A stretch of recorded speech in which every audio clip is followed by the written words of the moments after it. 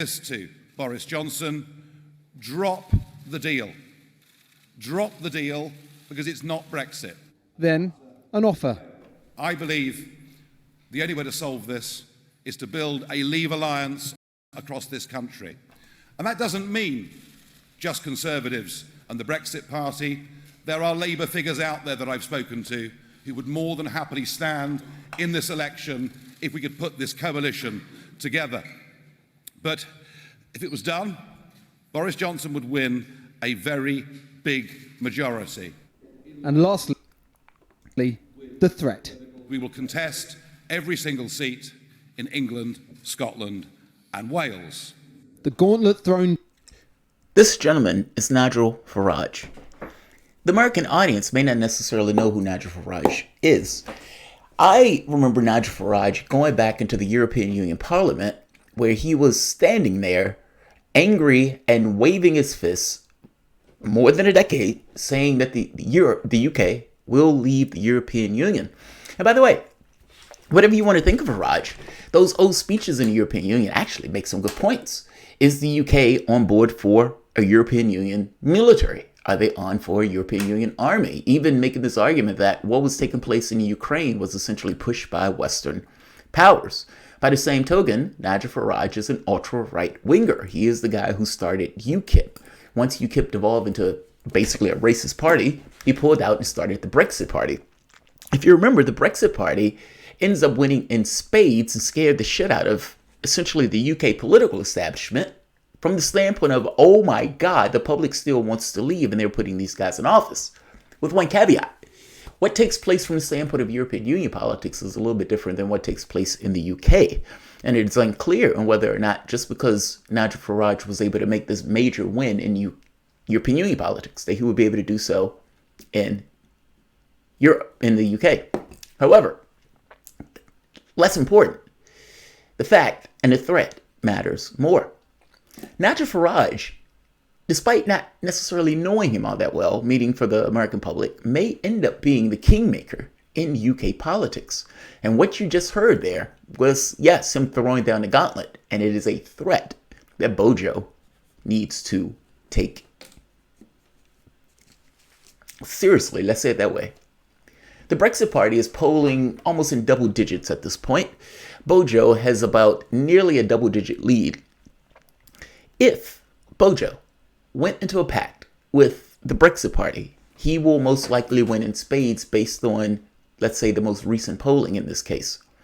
And just like Bill Clinton beating George Bush when Ross Perot is taking double digits, Bojo has to be aware that Nigel Farage could eat into his numbers in regards to winning the election. And even though Corbyn doesn't look all that well going into this election, I mean, after all, the SNP and the Lib Dems were ready for an election. Corbyn looked like he was terrified and was the last party, the only party that was somewhat against it and being dragged to the woodshed, kicking and screaming. I would say, don't count Corbyn out.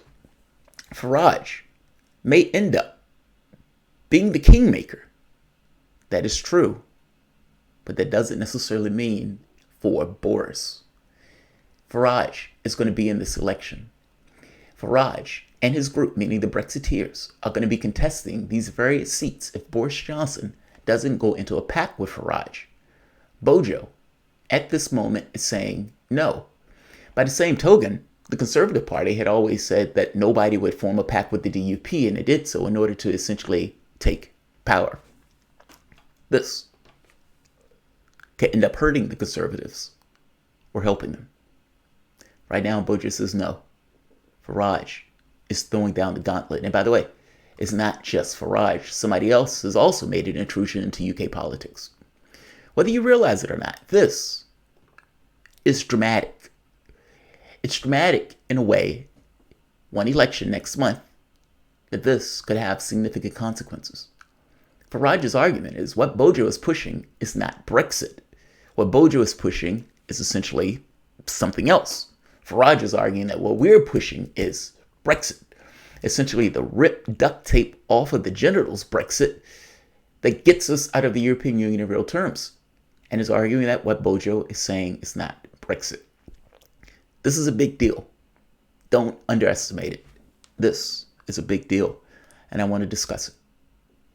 In addition to the person who made an intrusion into UK politics that breaks all norms in regards of typical political discussion and the way that discussion goes, Donald Trump intrudes, stomps into UK politics. Shocking, but it actually may have an opposite effect because it gets across something that Boris Johnson is trying to push down, selling off of the NHS. Welcome to the Soapbox.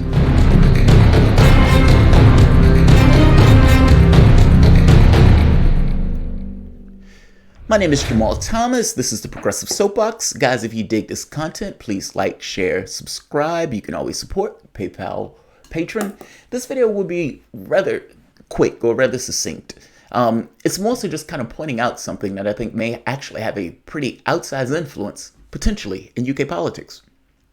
This is November 2nd. It is 6:47 in the evening. Where most people have things to do on Saturday, I decide that I want to do the news since everybody else has essentially left the house. The dogs are out there. The UK has not left the European Union. They're still there. The extension has been filed. The extension has been accepted. And the European Union has said, don't expect these extensions going in perpetuity. This may be the last extension. You can't keep kicking the can down the road. Beyond that point, Bojo is not dead in a ditch. Meaning Bojo said he will be dead in a ditch as opposed to accepting any notion of an extension. Instead, he's called for a general election. Bojo is getting a general election. Now, whether you realize it or not, and I think I even said as much, and I got this partially right, partially wrong. I said early on that Bojo was looking for an election because Bojo had the exact same parliament as Theresa May. And I didn't quite understand what Bojo was going to do that was going to be this kind of magical door that Theresa May couldn't necessarily create. Well, Bojo's magical door was essentially to have an election. Jeremy Hunt said as much that Bojo was going to be forced into an election, and Jeremy Hunt was right. And if we're being honest, Bojo let the cat out of the bag even before he got into office. He had no choice. Either they were going to accept the Brexit deal that he was going to come up with, which he got his deal. Shout out to him for that. Or they were going to have an election in order to make a determining factor. The catch is, Boris Johnson has said, I'm going to be out by October the 31st, leaving any opposition party that was against Boris Johnson to stop him from that very specific objective. The catch is in stopping him for that objective, they've exposed themselves in a way of saying, fine, you're not going to let me get my deal. Let's have an election. Something that he wanted to do anyway. And something that may not necessarily be in the best interest at this very specific moment of Labour, especially looking at the polling. Lib Dems believe they can get some out of this. SNP believe they can get something out of this. Conservatives believe they can get some out of this. Labour wasn't all that clear. And by the way, it's not even that Labour wasn't all that clear. Part of Labour, a lot of Labour, especially the top benchers, want to remain. And Labour's position on this is just weird. And if this election goes into this notion of just Brexit, meaning if that's what people are voting on, it is difficult to support Labour's position. However, don't count Jeremy Corbyn out yet. If you remember going back when Theresa May was looking at the polling, Theresa May's thought was, I want to get Brexit done and I want to break the back of Labour. And Theresa May goes with that election and she gets crushed. Not just crushed, Jeremy Corbyn comes out looking strutting like a peacock. If you look at the PMQs immediately after that election, what you will see is a Jeremy Corbyn that was invigorated, as opposed to what happened before that election when Jeremy Corbyn would often get ridiculed and joked. That election essentially allowed Corbyn to get a public base of support saying, I was able to succeed in this election, especially well beyond any expectations and beyond what your polling was saying. Don't count Jeremy Corbyn out, is my point. I know a lot of videos that I do seems to be down on Corbyn. It's not so much that I'm down on Corbyn, it's down on the position and the policy. There's a difference in those things. If you ask me, who would I vote for? I would vote for Corbyn because I think he has the best plan from the standpoint of Labour. If you ask me who has the best plan for Brexit, Jeremy Corbyn doesn't seem to be on board for Brexit. This notion of getting a deal, meaning a third prime minister going to make a deal with the European Union, then coming back, putting that deal up for a referendum where a lot of your top echelon will vote against that deal, comes across to me as a de facto Remainer party without saying that you're a Remain party. Lib Dems knows what they are. We don't care what the British public wants. Bojo, we're leaving. The SNP, we don't care what the public wants. Brexit, rip, duct tape off of the genitals, Brexit. That's what we want. What Bojo wants is not a Brexit. Labour.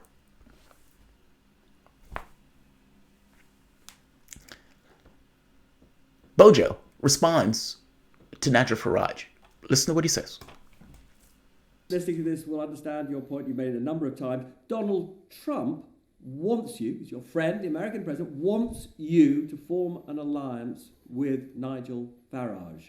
Well, it's very, very important to have great relations with the United States of America, and so indeed this country does. We have great relations with the White House, and of course we will continue to do that. Are you going to ask him to stop giving you that advice? I may respectfully say to all our friends around the world, as I said to you just now, Robert, that the only way to get this thing done is to vote Not for a us, partnership vote for with this, somebody else who believes vote for in this Brexit? government, because unfortunately, as I tried to point out, if you vote for any other party, the risk is you'll just get Jeremy Corbyn, the Labour Party, dither and delay, not just one referendum next year, but two referendums. One on the EU, more the toxic, tedious torpor of another referendum on the EU, plus a referendum on breaking up the union between in the UK, between England and Scotland. What a catastrophic menu for next year. What a terrible way of thinking about the year to come. Our opportunity now is to get this thing done, come back in the middle of December, knock it over the line, and then take the country forward. I think what people want to do next year is look at... Bojo rejects this. And not just rejects it, he says something that's actually true. Look, if you vote for the Brexit Party and they're contesting all of these seats in the various areas which the Conservative Party is going to be in, then that will split the vote. That split of the vote may help Corbyn win in areas that he will not otherwise win because of the position that Labour has taken. The catch is, the point that he's making, is that the Conservative Party and the Brexit Party will be contesting for the exact same vote share of people who want to leave the European Union. The catch becomes, if you split the vote, from his perspective, you may make or allow Corbyn to get in office. Bojo is right. Good. I want Corbyn and Labour to win that seat, despite the fact that I don't particularly like their position on Brexit.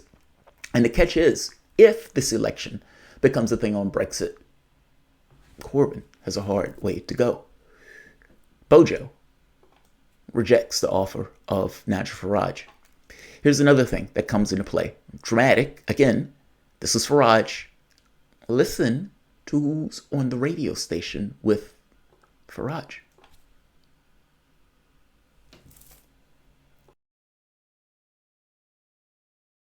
Boris, he's a fantastic man, and I think he's the exact right guy for the times. And I know that you and him will end up doing something that could be terrific. If you and he get together, it's unstoppable force. And Corbyn would be so bad for your country. He'd be so bad. He'd take you in such a bad way. Donald Trump calls into Nigel Farage's radio show to essentially say, I want the Brexit Party and the Conservative Party to do a deal together to essentially come up with a pact. This is the exact position of Nigel Farage. Donald Trump and Nigel Farage are friends, but Bojo and Trump are friends. This, in no way, is beneficial to Bojo at all. Donald Trump is not necessarily liked all that much. He doesn't necessarily have a good profile in the UK.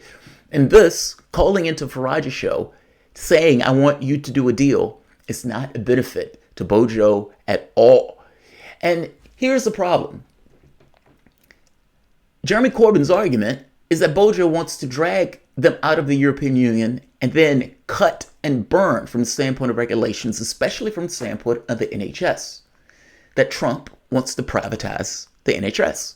That they want to have all of these deals where American corporations get their hands on either the NHS or from the standpoint of having the UK pay higher drug prices. This also goes into the notion of chlorinated chickens and cows filled with antibiotics, essentially regulations in the UK that prevent a lowering of standards. The belief is that Bojo wants to get out, make deals to lower the standards of the United Kingdom. They're right. They're right. It is true that that's what Bojo wants to do. He's conservative. That's exactly what he wants to do. He wants to get out of the constraints of the European Union in order to pull the stuff off. So Farage, also, same deal. Ultra right-winger. Both of these guys want to cut regulation to the bone. Labour is making that argument that that's what they want to do. And this notion of Trump intervening into UK politics make that much more plain. It's also been said that behind the scenes that there's been talk about privatizing these various areas of the NHS. And I got to be honest, I haven't heard Bojo completely, outright, rule this out. I've heard him talk around this issue and give this kind of impression that that's not what's going to happen and all this other stuff. But as a complete, this will not happen under no circumstance, no, I haven't heard that. Nor do I believe that, nor should the UK public believe that. Bojo has a history of being dishonest. Are you out on the 31st? The answer, of course, is no. Are you dead in a ditch? Of course, the answer is no. In the Skirple case, did your chemical weapons laboratory really tell Bojo that this came from the Russians? No, they did not tell Bojo that, despite the fact that Bojo came out and lied about it and said that they did so. Did the NHS get all of this money after leaving the European Union in the way that Bojo said? Meaning that all of this money was going to be pulled in from the EU once they put... No, that didn't happen either. I guess my point is Bojo has a history of dishonesty.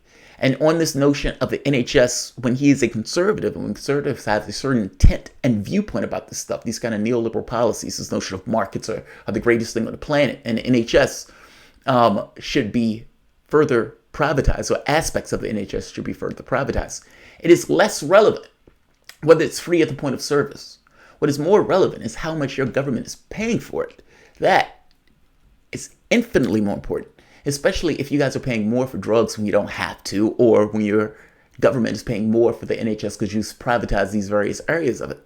Those things matter greatly. Bojo is not to be trusted on this. By the same token, if the election is about to be on Brexit, then that stuff would be deprioritized. My point is, there are two strands of thought, multiple, more than two, but basically, the Conservative Party making the argument that we are the Brexit Party, we're going to leave like you said so, meaning we want this election to be about Brexit. And Labour, who makes the argument that these guys want to cut and burn regulations, and this election needs to be more about Brexit, it needs to be more about what happens after. Two strands of thought. Both are accurate. Both are accurate. It depends on which one you care about most. Yeah, I'll leave it at that. I mean, this is a big deal because it's possible that Farage ends up being the key maker in UK politics. And if he does, regardless of what Boris Johnson says, if it's necessary for Bojo to make a deal with the Brexit Party in order to create a government, he will do so. By the same token, he may not get the chance if he starts losing in the various seats because Brexit Party ate into his vote share of people who wanted to leave the European Union. This is a big deal in UK politics. One last point. The two referendums. Bojo is right on that also. Labour has opened up the door for an SNP election, meaning the SNP gets what it wants. Do you want to leave the UK? Do you want to be an independent nation? Bojo's point is Labour is opening up the door for two elections. One, for a referendum on whatever deal they come up with. And two, with the SNP getting its opportunity to leave the UK. That's his point. That's why he brings that up. And I got to be honest. I somewhat agree with him on this. I don't like Labour's position from the standpoint of Brexit. No one has this notion of what Brexit means. Let's be clear about that. When Farage is making his argument that we are the only Brexit party and that what Bojo is talking about is not Brexit, that's his point of view. It's subjective. What does Brexit mean? Nobody knows what Brexit means because it wasn't defined in advance. So each party comes up with his own notion of what Brexit means. The catch here is it's only two parties, the Brexit Party and Bojo. Labour position is a wild card. You may get Brexit, you won't, may not. Depends on, public will in this point. Liberals, SNP, clear, we want to stay. Labour's position is weird. And I understand that the other lanes were occupied by the SNP and Lib Dems meaning to stay, and the Tories and the Brexit Party in order to leave. But it seems like you're ignoring the referendum. And that becomes a difficult thing to back. But nevertheless, if you can make the argument that but this election is about more than just Brexit in and of itself, then Corbyn stands a chance. If the Brexit Party eats into the Conservatives' vote total, then Labour stands a chance. I think I said that word. Labour stands a chance, meaning don't count Jeremy Corbyn out. This Des Machina of Farage may be a benefit to Labour, despite the fact that Farage is getting against the Brexit Party. And even Trump's intervention may be a benefit to Labour. And again, if Labour can make this argument that that Johnson is going to sell off the NHS, and that Johnson is just seeking to privatize, and that Johnson is just working for those type of things. If they can make that argument, and they can make that argument stick, especially from the standpoint of Trump working with Bojo in order to privatize the NHS, they have a chance. My only point is don't count Corbyn out. It was expected to break the back of Labour in the last election. That didn't happen in the last election. Corbyn is out there doing his campaigning thing. Corbyn is making his argument, and it's very possible that that argument sticks. We'll see. Like, share, subscribe. Thanks all.